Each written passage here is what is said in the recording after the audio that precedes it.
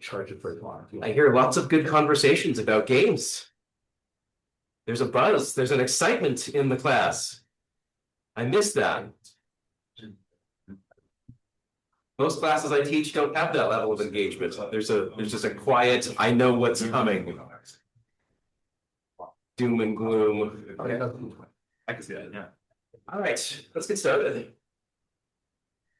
As you've thought between yesterday and today, have any questions arisen with regards to the class, games, planning, getting started in groups? Is there anyone here today who was not here yesterday? One person. I have a group for you to work with.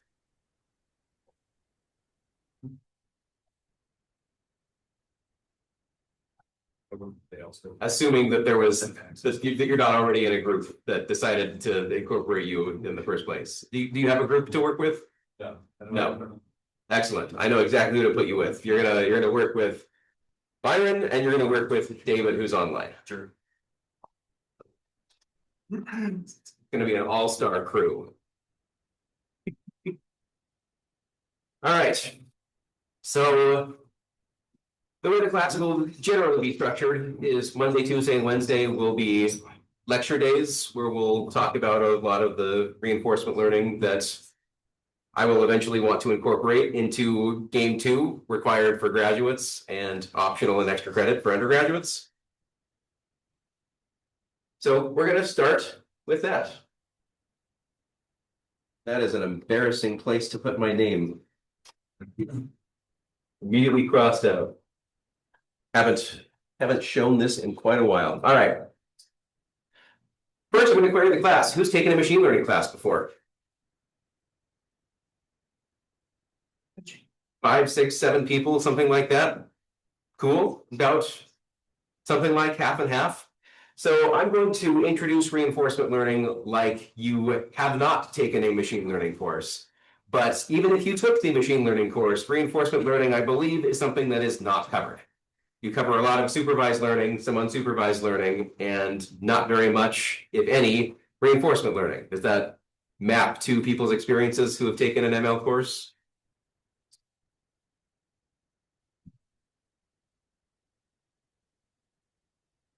You want to talk about their experience who went through it, just so I get a better sense of what you might already know or what might be completely new to you?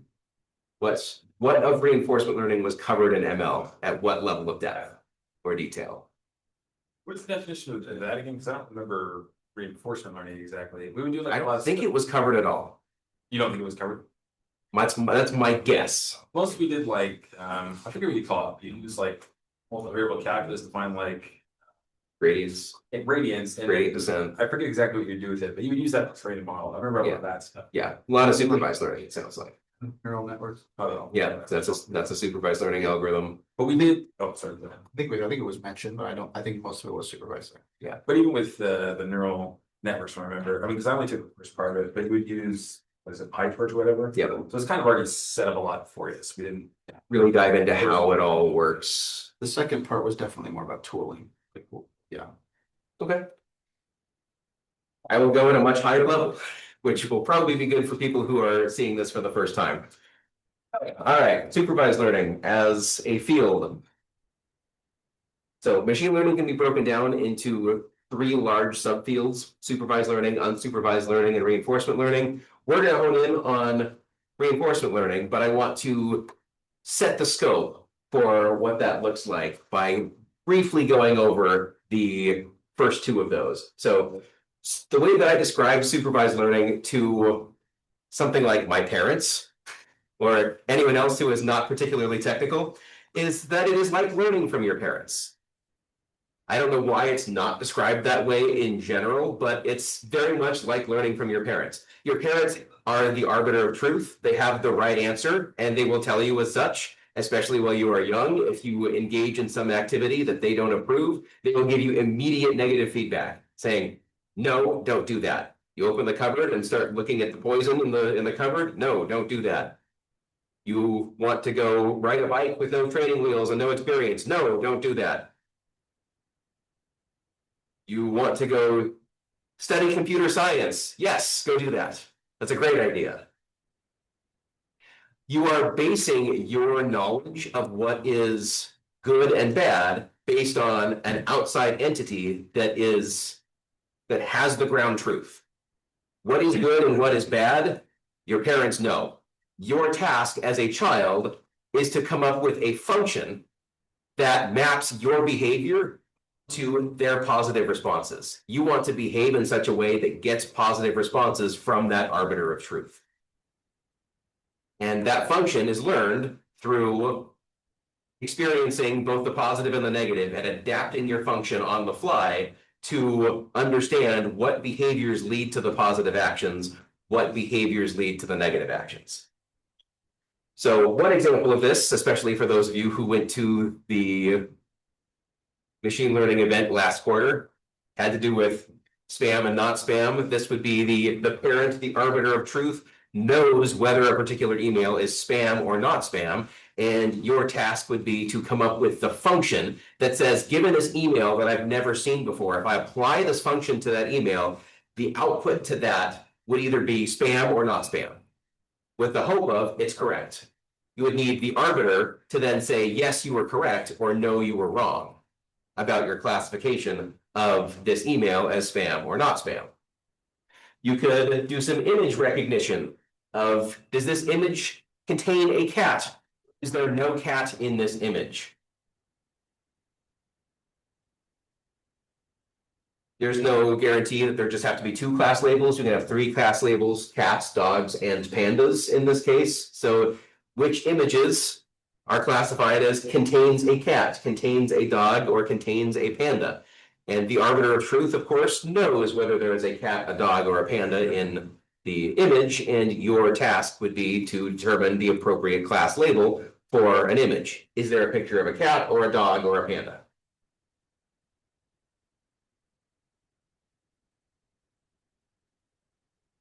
And goal of this, again, is just finding that structural mapping, that function that maps the inputs to the outputs. The inputs in this case would be the pixel representation of an image, and the output would be one of these labels.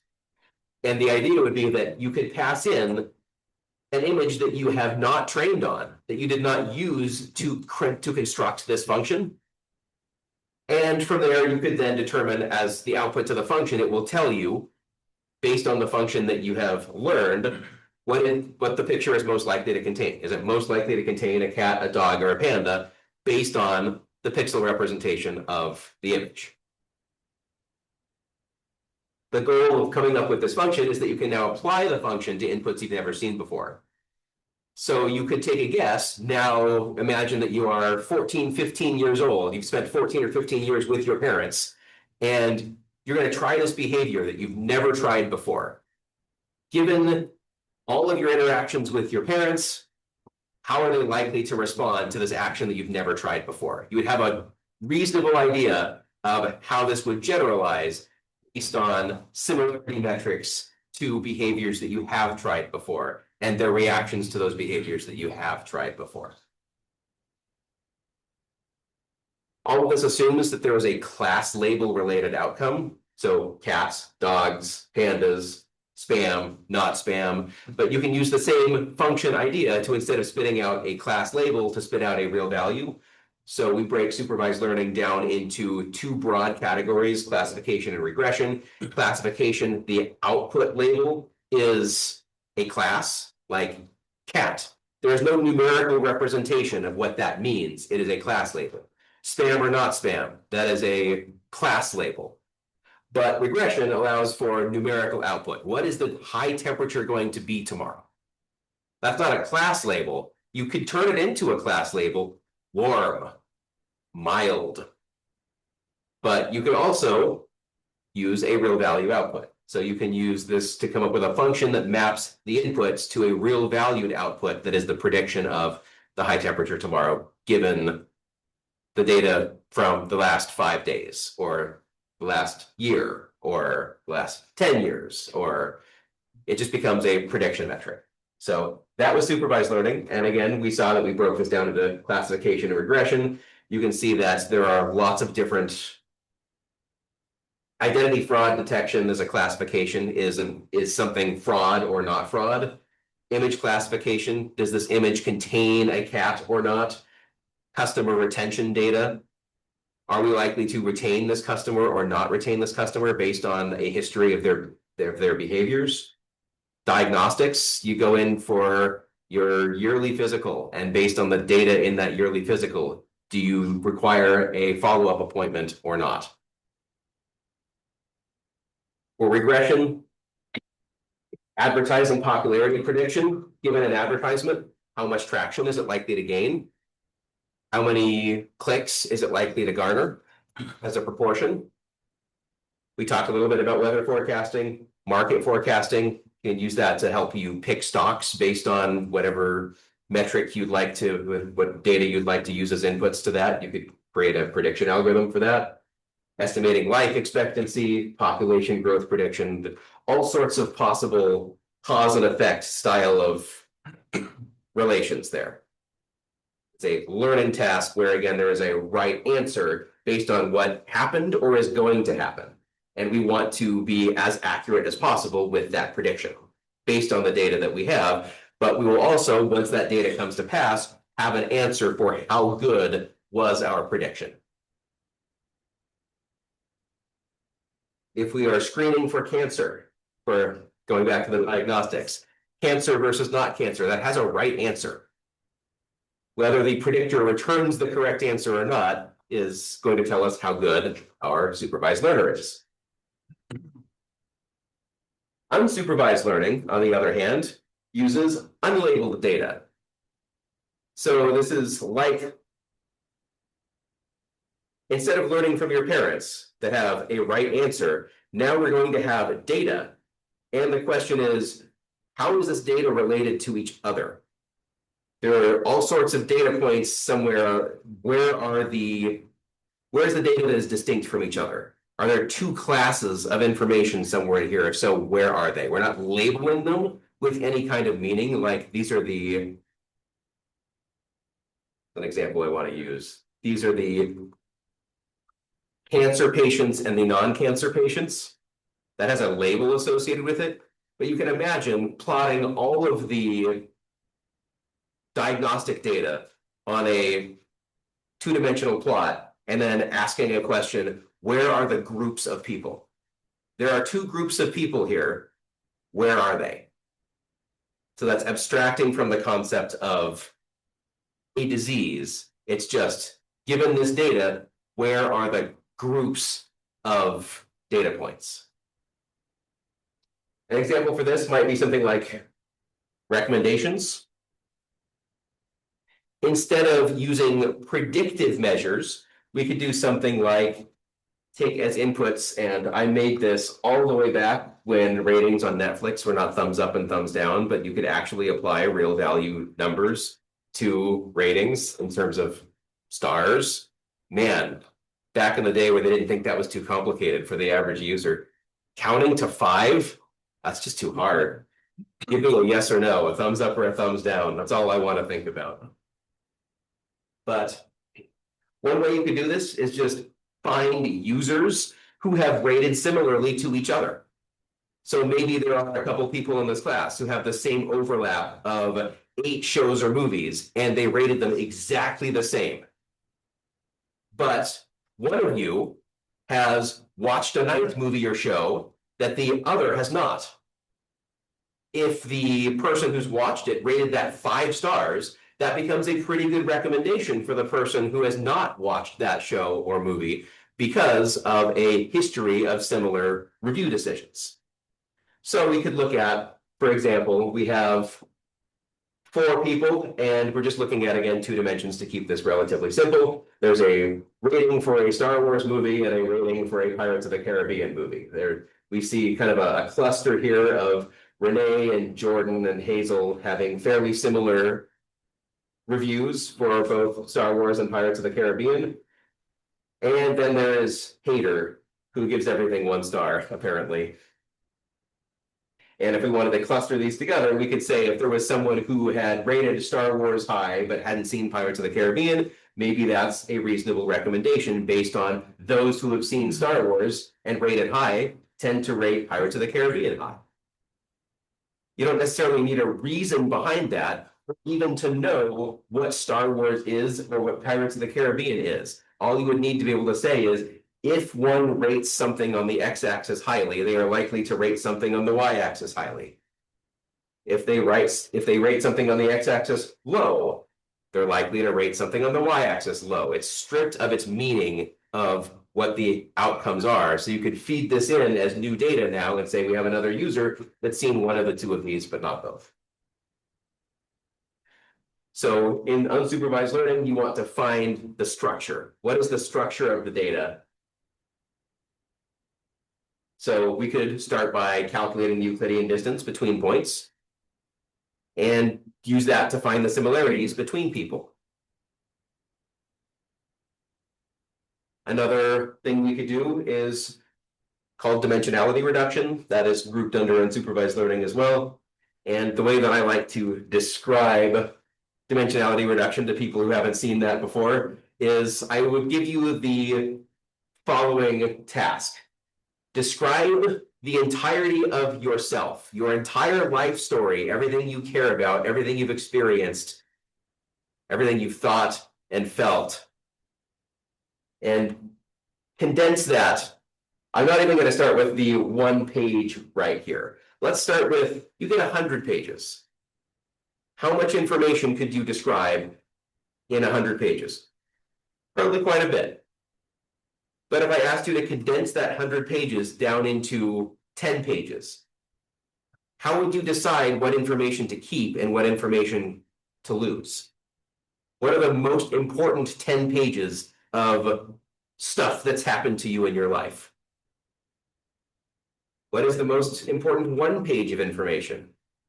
1 sentence of information, 1 word of information. You're always keeping the most relevant information or the most useful information. But information is certainly being lost when you condense that into less information and less information and less information.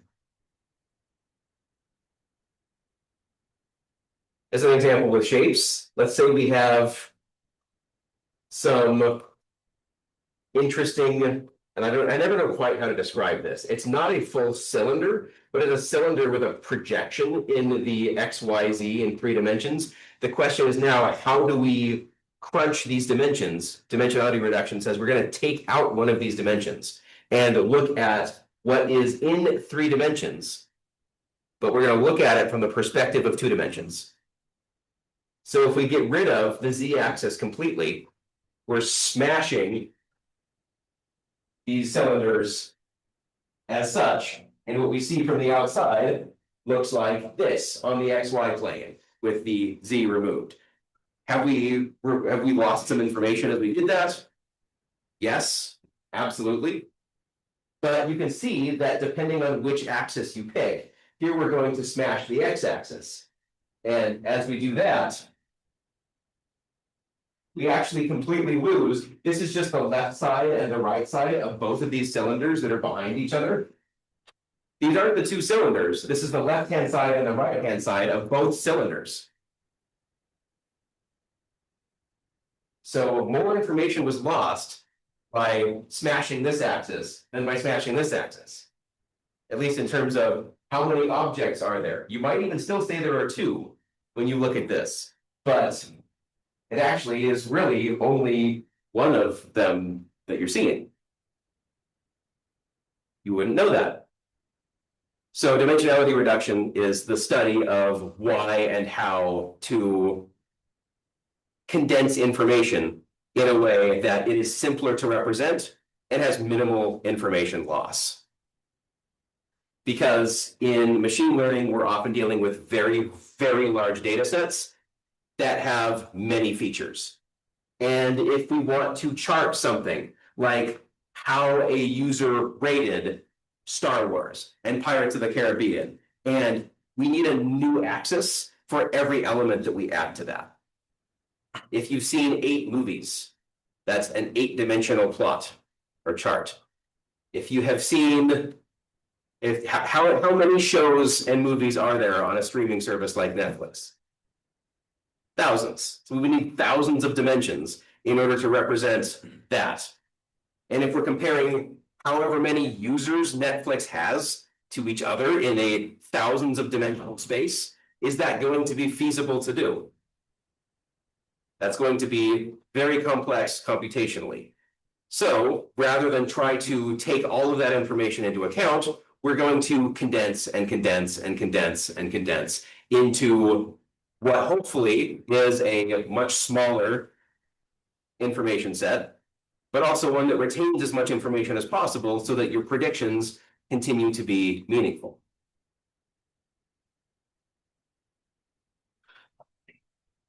Like I said, I'm just breezing over supervised and unsupervised learning just so I can hone in on reinforcement learning. Because I want to set the stage for where it is in the much bigger picture of machine learning. If you're interested in anything related to supervised or unsupervised learning, take a machine learning course. Each one of these is more than one course worth of depth and complexity. And I'm not going to go into them in any more detail because it just really sets the stage for what is reinforcement learning. And reinforcement learning, if I describe supervised learning like learning from your parents, I describe reinforcement learning like learning from yourself. From your own experience, your own successes and failures. You don't need an external factor telling you what was a good decision and a bad decision. Oftentimes you can figure that out for yourself. So how do we learn from our surroundings? We don't have an explicit teacher when we do this, right? We just rely on our own experience to tell us what was good and what wasn't. And we do this through our senses. Our 5 senses tell us where we are in the world, what's around us. How do I know that I'm not in some insanity ward talking at a wall? My eyes are telling me that I'm not doing that. Descartes would certainly have something to say about this, but I'm going to go with the fact that I'm going to believe my senses that I am in fact in a classroom with other people who are listening to me, and I'm not just babbling at a wall and giggling every once in a while someone comes, pats me on the shoulder, says it will be okay. So because we perceive the world the way we perceive the world, we're able to draw conclusions about our place in the world. I know my location because I can look around me and figure out where I am. I know who's around because I can recognize faces and bodies of people around me who I have committed to memory. I know what my laptop feels like, so I know when my fingers are over the button that will reveal the next thing to talk about in this slide deck that I created. All of that tells me information about how to act based on the information that I've gathered throughout my life. Humans are amazing at this. How do you make sense of all of this sensory input data? Just looking at vision, how many pixels do we see in our vision? The answer is lots. I don't have an answer for you, but the answer is lots. How are we able to make quick decisions based on changes within that? It's truly amazing when you think about it, that we're able to make large-scale decisions about information that is embedded in small parts of what we can see based on very large-scale abstractions. But a baby's not very good at this. By interacting with the environment, we learn about things like cause and effect. We learn about how to reach our goals that we set out for each other. And it's the way that we can reflect and learn about ourselves. What makes us happy, what gives us fulfillment in our lives. We figure that out through taking actions, seeing the cause and effect of those actions, and eventually coming up with an algorithm for how to behave in particular situations. There's a reason why none of you are screaming out loud right now. Learned behavior. The real challenge is taking this idea and modeling it computationally. And that's what we'll spend a lot of the rest of the quarter doing, is figuring out how to model this idea of learning from your own experience, because that's really what a game AI is. It gets some experience, it wants to improve at how it performs, and it's going to have some metric of identifying how good it is at what it is trying to do. A game AI is not trying to defeat the player, as we talked about in part 1 of this course. It is trying to pose a challenge that is fun to overcome for the player. So we need some way of setting a reward function for a game AI that looks at and analyzes its own performance, not in terms of being good, but in terms of how much of a roadblock am I putting in front of the user? How easily are they overcoming that?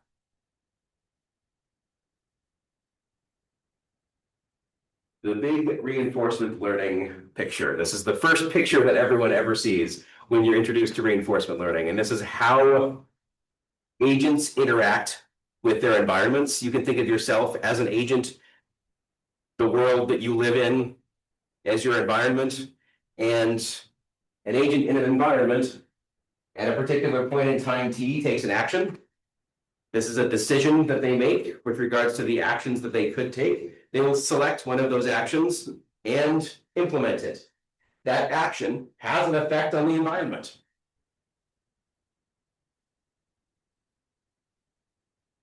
I tip over a chair. The environment around me has changed because of the action that I took. And that environment is different for all of the other agents in that environment now as well. This chair that was set up is now tipped over. So the actions, the decisions that I make affect the environment around me. And from the environment coming back to the agent, we use our sensors, our senses to figure out what the next state of the world is. There's now a tripping hazard on the floor after I've tipped over the chair. My senses tell me this, so I can get a sense of what state I am in. That's being passed back to the agent, and I get a reward for that action that I did. That reward is something that tells me how good that action was. Some rewards are going to be delayed, and you're not going to know the cause and effect that this action produced a reward until a later date.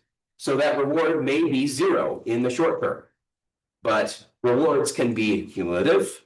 They can take into account more than just the immediate, but you should still get some kind of immediate reward for an action.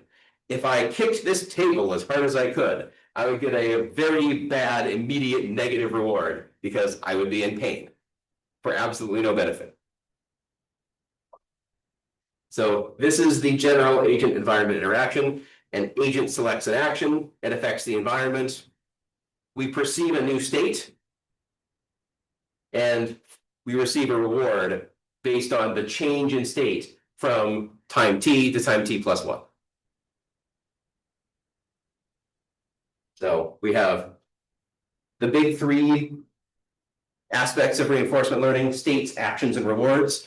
States are a snapshot of a moment in time. What does the world look like? An action is given an agent in an environment. They can select an action to a verb, some way of interacting with the environment.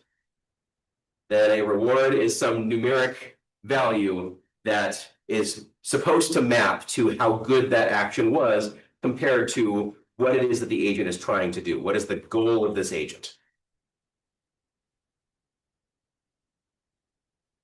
We can strip away the complex goal of the agent if we have this reward, because we can just state that the goal of any agent is to maximize its reward. We don't care about cause and effect and the agent learning if its goal is to win at a game. It shouldn't think about that goal in terms of, am I winning the game? That should be inherent in the reward function. As you get closer to winning the game, you will receive larger and larger rewards.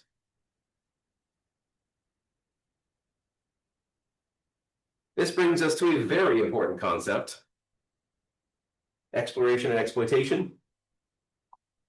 When you select an action, how is it that you come to decide the appropriate action for you to take. Think of this from yourself or your own experience. How do you decide what to do? And sometimes if you have like tasks for like something to do, it's like, okay, what's due soonest? What can I do? Okay. That's a great way of thinking of, if you have many things to do, what is the one with the most immediate deadline? Abstract it further.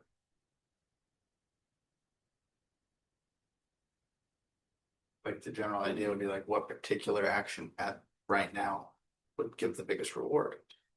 How would you define that for yourself? How do humans perceive rewards? Money, Money? time. Saving time for. I think we can rope this down into a single variable. And it is neither money nor time. The happiness? Laziness? It is either happiness or fulfillment. This is already talked about this before. Yeah. You talked about this in compilers. I did talk about this in compilers that one quarter. It comes from this idea Yeah. and my own research into reinforcement learning. So yeah, happiness or fulfillment is what drives us to make the action selection that we do. Why are you here right now instead of at a job making money? There is a perceived level of fulfillment that if you learn enough from this, get the degree, the paper to show that you have a higher education, then that will lead to a job that pays more money and or is more fulfilling to you rather than doing the same repetitive task over and over. Maybe you use your brain, you make a difference, whatever it is that is meaningful to you, you are making action selections now in order to maximize some fulfillment metric, either in the short term or the long term.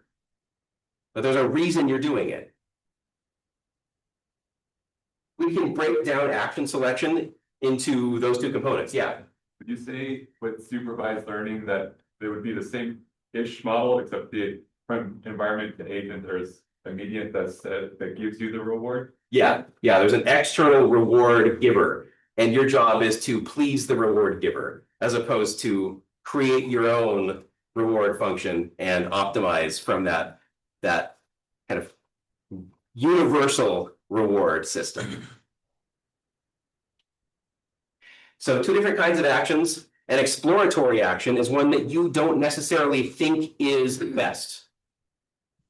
But it's not something either you've ever tried before or you have a large sample size with. How many people here have jumped out of a plane? Computer scientists, am I right? Yeah, not either. But if it's something you've never done, how would you know whether you enjoy it or not? You might have a preconceived notion of what that would be like, but until you've actually done that, and I'm not suggesting you go do that by any means, but until you've gone and done that, you can't really assess how rewarding that activity would be for you. You might go try it and hate it. You might go think you're going to hate it, but decide it's the biggest thrill of your life and you want to spend the rest of your life jumping out of as many planes as you can. Or anywhere in between. But the idea is it would be an exploratory action. It's not what you decide to do right now, but the chance that you get a lot of fulfillment out of it means that you should go explore that action so that later, if you do decide you like it a lot, you could exploit. So an exploitative action says, given your entire history of decisions that you've made, do what you know is best for you, that gives you the most fulfillment. So you can either prioritize the future with exploratory action, where you learn more about yourself. The more you know about yourself, the more you can look out for yourself, choose actions that benefit you. Imagine being locked in a room your entire childhood, never experiencing anything. And by the time you're a college age person, going out into the world and not knowing anything about yourself. What would an exploitative action look like? Probably going right back to the room. It's all you know. There's nothing else that you know how to do. That's what's comfortable, familiar, and you know the results of, because it is the one experience you've ever had. So we need some kind of balance between exploration and exploitation if the goal is in the long run to maximize the amount of fulfillment that you experience.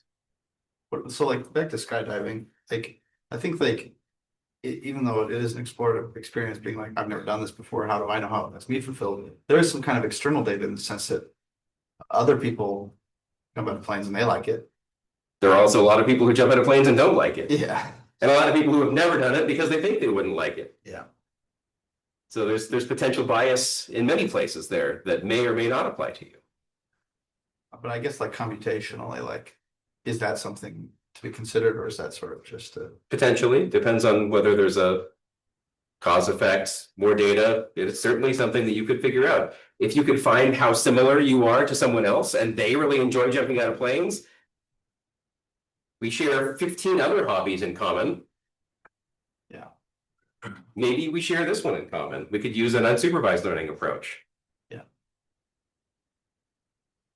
And this leads us to kind of the concept of trial and error, of doing things that you haven't done, even if you don't think you're going to enjoy it, solely because after you do it, you'll know whether you enjoyed it or not.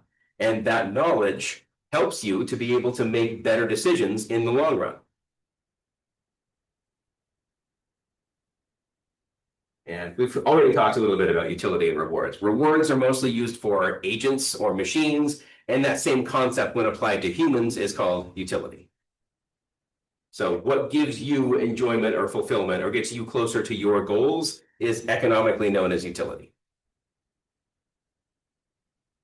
Okay. Let's apply this to games because that's what we're here for. We'll start with the world's worst game. How do you play tic-tac-toe optimally? You always want to pick the center if you can.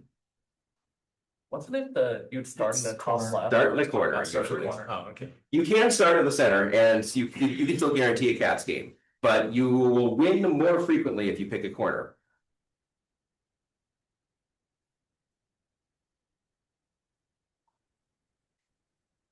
How does reinforcement learning learn how to play tic-tac-toe? So reinforcement learning, a lot of this goes into how to learn initially, but reinforcement learning, in order to just start this process, doesn't need to know very much. It does not need to know the purpose of the game, how to win the game or how to lose the game. All it needs to know is what actions it can make at a particular point in time. With a blank board, if you are going first, there are 9 places to place an X. That's all you need for reinforcement learning to get off the board and start. It's just going to randomly pick one of them and see what happens. Via enough experience, it can start to correlate. Why did I win versus lose? If the reward when you win is 1 and the reward when you lose is -1, you could start to map correlations between moves that you make and outcomes given a large enough sample size. So it's going to play many games against an opponent and from experience, learn how to play the game optimally. Solely based on the feedback that it gets from whether it wins or loses. It'll start out playing completely randomly and lose every time. Eventually, it will luck into a win, assuming that the opponent it's playing against is not optimal or is also playing randomly. When it lucks into a win, it can start to figure out, okay, what move did I make that won the game? You'll have a sample size of 1 of winning the game, and maybe when I played in the lower left corner, at that point, I won the game. So the very first move in the next game, we were playing the lower left corner. Did I win? No, okay, it's more complicated than that. So let's start to analyze this, break it down in terms of reinforcement learning. Tic-tac-toe, what is a state? Very similar to a question I asked last quarter, I think. Any arrangement of symbols in the plane when possible. That's part of it. Arrangement of symbols and whose turn it is, yes. Yeah, so snapshot of the board and whose turn. We know that it is O's turn on this board because there's 1 more X than there is O. What is an action? something to change the state? Something to change the state. It's placing a player placing either an X or an O and a blank square. The hard one, what's a reward? The win, is that kind of just basically the win condition of getting 3 in a row? You or- could start with, did you win or did you lose? But there's a very intelligent way to craft a reward based on higher level analysis. Well, I think that just looking at tic-tac-toe, I think a reward could also exist for blocking another player. Sure, Like blocking the player or like bringing you closer to winning. yeah, yeah. Changing the probability of winning is the best reward that you can get. And that's a very abstract concept that you aren't going to know unless you have a model trained that knows when we're in this exact board state where X has already won if they're playing optimally. O cannot possibly win this game. X will win on its next turn. So the probability of winning, given the experience, is probably very, very, very close to 0. For O. But you can imagine mapping each move, a state action pair, onto a change in winning from the state to the next state when that action is what changes its state. This allows us to dive into the concept of a value function. So we want to create a table. Each cell in that table is every possible board state. And each one represents the best estimate for the probability of winning from that state. Let's say we don't have an arbiter of truth that can tell us the change in the probability of winning from a particular move. What we can do, on the other hand, is simulate games millions of times and approximate the chance of winning from experience. So if we do this, we can estimate a state's value. You can imagine that we already know the value of board states, assuming again we're playing as X. 3 X's in a row, a value of 1 because we've already won. Board states with 3 O's in a row, a value of 0 because we've already lost. Now we're not using 1 and -1, we're using 1 and 0 because this is the probability of winning. When the probability of winning is 0, you have lost. So if we look at this potential board state, we see that there are 3 possible actions that we could take. We could place an X here, here, or here. If we look at the value of each one of these states, do any of these have values that we can immediately place on them? Left one as a 1. Left one, since there are 3 X's in a row, we've already won. So we can now say the value of being in this state and picking this action is 1. The value of being in this state is 1, and the value of being in this state and picking this action leads us to that state. So if we know to always pick this, then the value of this state is also 1. However, there might be some problems with this. If we try to learn when we do one thing and win, we don't necessarily want to do that forever. We might want to explore around and see if there are other things that we can learn about as we are learning the other states around us. So how we would handle something like this, or one potential way to handle something like this, is we are going to initialize all other values to 0.5, other than the states that we've already won or already lost. We're just going to start them all at 50%, basically saying we don't know. It's a coin flip as to whether we're going to win or lose solely because we have no experience with it. But while we play, we're going to update the win probability estimate for the prior state based on the win probability of the current state. So what this means as we're in this state and we pick this action, we're going to update the chance of winning from this state based on the result of what happened when we moved here. And that way, the decisions that we make over a long period of time will eventually converge to their true values. Here's What we would say mathematically, the value of a state, the new value of a state is the old value of a state plus a learning rate alpha times the value of the new state that we get to minus the value of the state that we came from. And the learning rate is just something that is going to vary between 0 and 1. The learning rate just says how much are we going to prioritize the information that we just received. So let's look at extreme values of learning rate, because I think this helps us to be able to do something like that. So what happens when the learning rate in this expression is 0? What happens to the expression?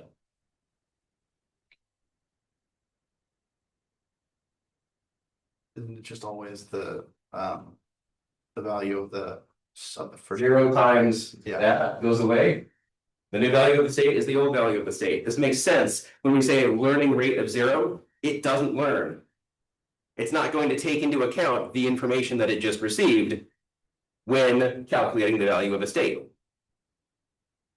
What is the value of playing the lottery? Something negative. But now you can imagine the very first time you play the lottery, you win the lottery. If you had a 0 for a learning rate, you would not adapt at all. I have a sample size of 1 of playing the lottery, and I won a bunch of money.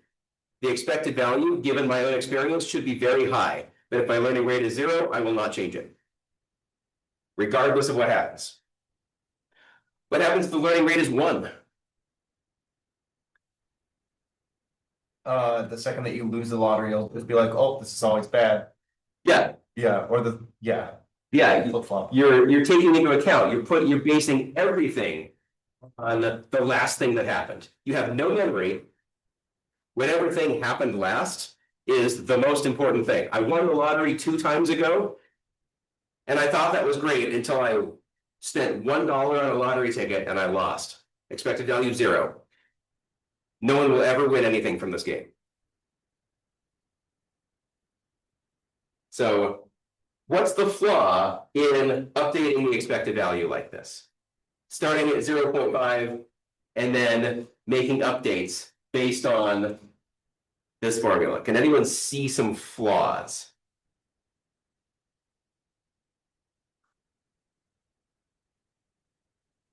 Is there a possibility where like it could go above 1 or something like that, or? It will never go above 1, thankfully. That was a great guess, though.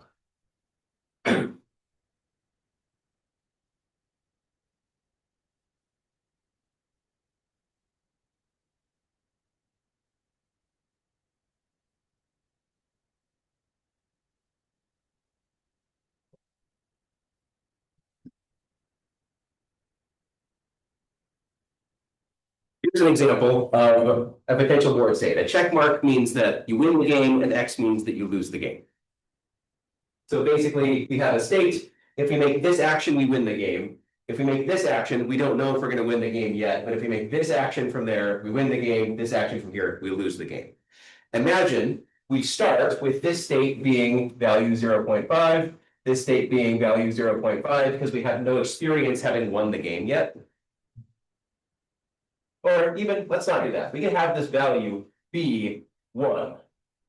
Have this value be 0, have this value be 1. So 0.5, because we've never experienced any of these. We just analyze them and say, we've won the game or we've lost the game. The very first thing we decide to do is go here and then go here, and we win the game. So this 0.5 becomes higher. This 0.5 becomes higher. And if this started at something that wasn't 1, or was something like a 0.5, let's even say that this is a blank that goes to a 1 and a 1. That's better. So that this started out at 0.5. Moving right here guarantees a win. Moving left here, there is a way to lose the game. But if the very first thing that we experienced was this victory that involved backtracking and making this look better, and backtracking and making this look better, now it looks like moving left is better than moving right. Are we ever going to explore moving right? No, because why would you do that? Left looks pretty good already. Yeah, that's always, you're always going to go down that route and try to win from here, even though there's a chance that you might lose the game. So there are ways that you can set this up in which there's kind of a horizon effect or a lost cause and effect. You're using your own experience rather than an analysis of what might happen or what could happen at a larger scale. How are we out of time already? We'll come back to this tomorrow. We have much more fun things going on with regards to some back and forth with this. So I will see you tomorrow for that.